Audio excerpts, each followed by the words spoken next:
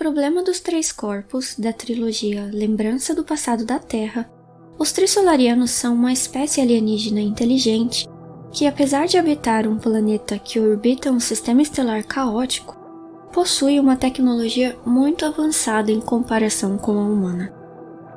Como, mesmo com as terríveis turbulências de um mundo caótico, conseguiram chegar nesse nível tecnológico? E por que temem o possível avanço da tecnologia terrestre? No mundo Trissolaris não há previsibilidade. O planeta oscila entre períodos de eras caóticas, ausência de regularidade, e eras estáveis, períodos indefinidos de regularidade temporária. Nas eras caóticas, além de a vida encontrar mais dificuldade para florescer, por vezes catástrofes insanas acontecem, ao ponto de causar um grande extermínio e a diversidade da vida ter de recomeçar. Mas, em Trissolaris, a vida encontra um meio. E esta vida resiliente e teimosa, que insiste em se diversificar, mesmo que perigosamente sob condições hostis, certamente seria constituída de uma maneira muito diferente da vida terrestre, da vida que conhecemos. Passaria por pressões seletivas incomparáveis, cairia e voltaria a se erguer centenas de vezes. Quando o planeta Terra estava em suas primeiras eras geológicas, eventos glaciais, mudanças no nível do mar, mudança climática, atividade vulcânica maciça, impactos de asteroides, tudo isso, em algum momento, contribuiu para solapar a biodiversidade da Terra.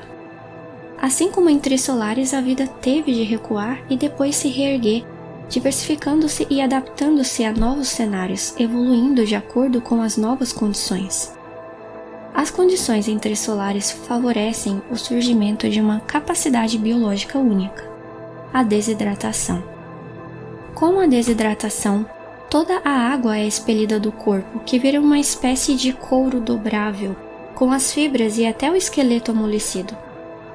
Quando colocado novamente na água, o corpo se reidrata e volta à sua constituição anterior. Na Terra, a planta Selaginella é adaptada para viver em ambientes secos. Ela pode sobreviver por vários anos com a sua estratégia de desidratação, perdendo até 95% do seu teor de umidade. Quando em contato com a água, ela volta à sua forma original, se reidrata e consegue fazer fotossíntese novamente. Também quando em condições adversas, os tardígrados, também conhecidos como ursos d'água, são desidratados, se encolhem e enrolam seus corpos, formando uma estrutura onde a sua atividade metabólica diminui drasticamente. Eles também podem sintetizar proteínas especiais com tolerância à dessecação, que ajudam a proteger as suas células e estruturas vitais durante a desidratação. Esse estado é conhecido como criptobiose. Eles podem ficar décadas assim e sobreviver a uma ampla gama de condições complicadas, incluindo altas e baixas temperaturas, vácuo, radiação e pressões extremas. Quando as condições ambientais melhoram e a água está disponível novamente, os tardígrados podem reidratar e retornar suas atividades metabólicas normais, retornando à vida ativa. É de modo similar que os Trissolarianos conseguem passar por eras caóticas e extremas e prolongar à medida do possível a sua civilização. Eles ficam nesse estado dormente nas eras instáveis e se reidratam no clima ameno de uma era estável. Vivem, crescem, se desenvolvem, criam cidades, tentam entender o seu mundo. Outra característica importante é que na reprodução trissolariana, o material orgânico de dois corpos se mistura, renovam as células e se transformam num outro corpo, que será imediatamente fragmentado e formará de 3 a 5 novos indivíduos. Os filhos, os novos indivíduos, herdam partes da memória de ambos os pais. É como se não tivessem uma infância, já nascessem como um resquício de um indivíduo anterior, com um conhecimento acumulado, acelerando assim enormemente a transferência de conhecimento geracional em comparação com a humanidade.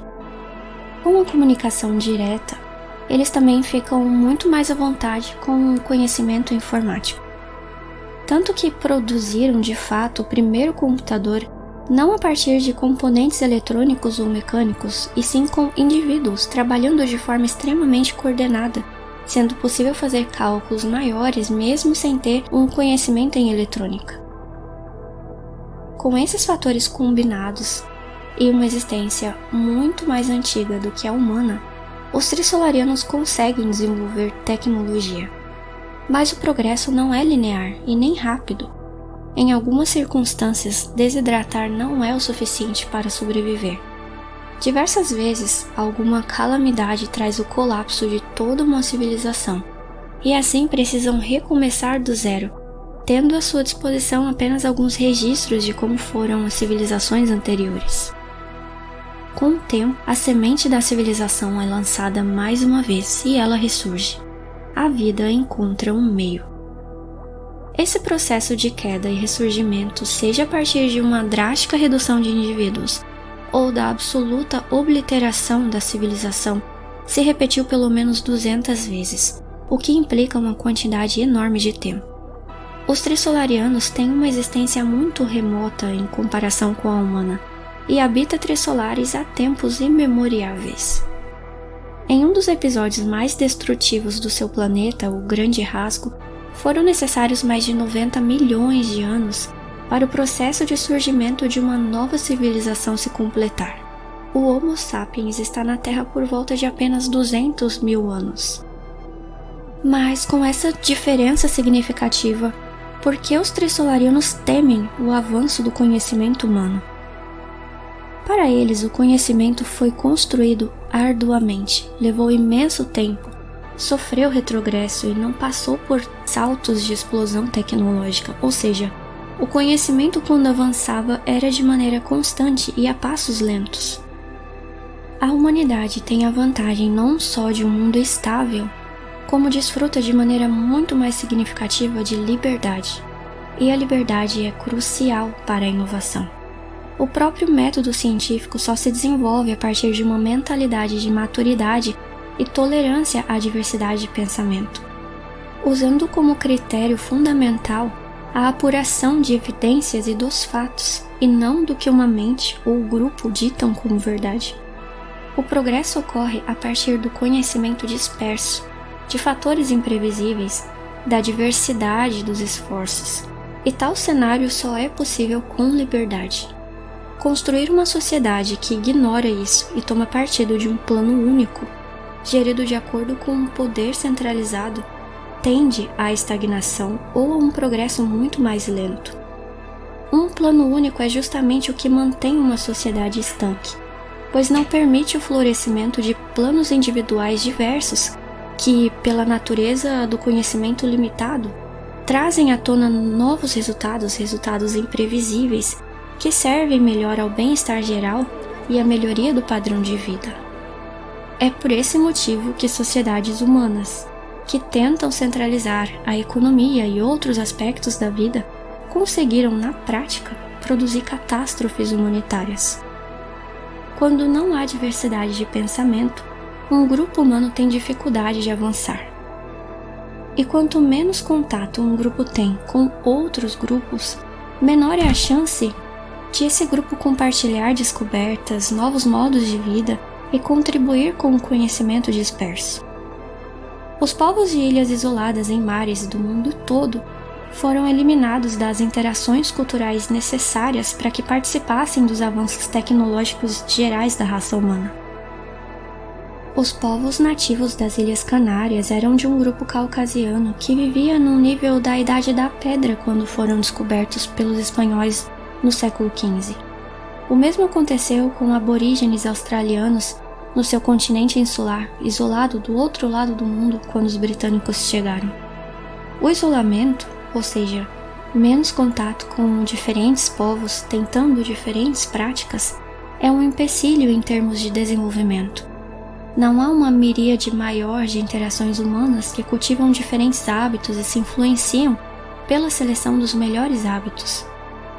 O caso mais radical é o dos tasmanianos. Segundo alguns relatos de estudiosos que carregam certa discussão na comunidade acadêmica, o povo tasmaniano, que quase foi exterminado pelos europeus no século XIX, foi o povo mais tecnologicamente primitivo já registrado a coexistir ao mesmo tempo de outros povos mais avançados. Os seus ancestrais tinham chegado ao continente australiano 10.000 anos antes com algumas tecnologias correntes, como mostram registros arqueológicos. Mas a faixa de terra que ligava a Tasmânia ao continente submergiu e isolou a ilha. A tecnologia que possuíam parece ter sido perdida com o tempo, porque ao serem descobertos, ao que indica observações e a resposta do próprio povo, poderiam não saber acender o fogo, não tinham bumerangues, atiradores de lanças, utensílios de pedras especializados, machados com cabos, canoas, agulhas de coser e desenvolveram uma crença de que os peixes não eram comestíveis, o que os impedia de pescar. Assim podemos notar que, mesmo na Terra, o conhecimento pode não ser linear. Sociedades opressoras ou isoladas, assim como eventos de crises pontuais, podem desacelerar o progresso. Sempre fica a questão do que teria acontecido ao nível tecnológico humano se, quem sabe, a Biblioteca de Alexandria não tivesse sido destruída, ou se o Império Romano não tivesse desmoronado. Contudo, mesmo com capacidades distintas e uma descomunal série de tempo, os Trissolarianos, embora possam ter desenvolvido tecnologia avançada, não são páreo para o que pode florescer na Terra. Você pode se perguntar, por que os Trissolarianos querem travar esse embate com os humanos? Por que não ficam em seu planeta e arrumam uma forma de, através da tecnologia, tornar o seu mundo mais habitável? Estas são reflexões que ficam para um próximo vídeo.